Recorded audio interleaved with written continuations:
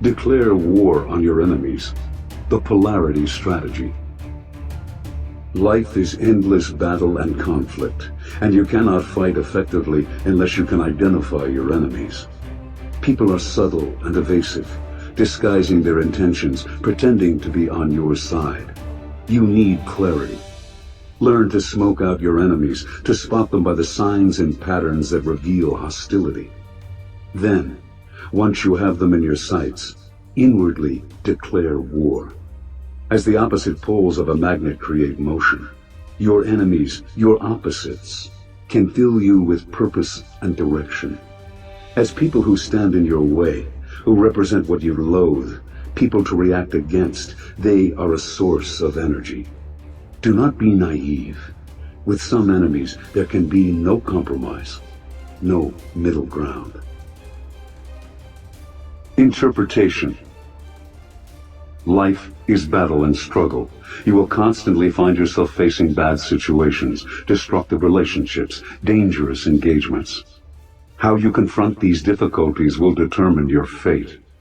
As Xenophon said, your obstacles are not rivers or mountains or other people. Your obstacle is yourself. If you feel lost and confused, if you lose your sense of direction, if you cannot tell the difference between friend and foe, you have only yourself to blame. Think of yourself as always about to go into battle. Everything depends on your frame of mind and on how you look at the world. A shift of perspective can transform you from a passive and confused mercenary into a motivated and creative fighter.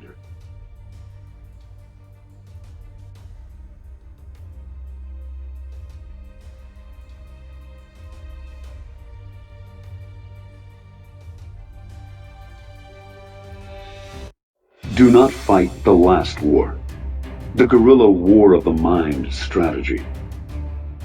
What most often weighs you down and brings you misery is the past, in the form of unnecessary attachments, repetitions of tired formulas, and the memory of old victories and defeats.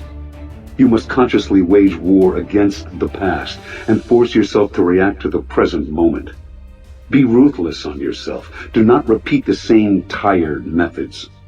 Sometimes you must force yourself to strike out in new directions, even if they involve risk.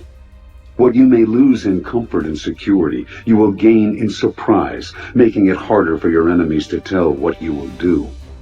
Wage guerrilla war on your mind, allowing no static lines of defense, no exposed citadels. Make everything fluid and mobile.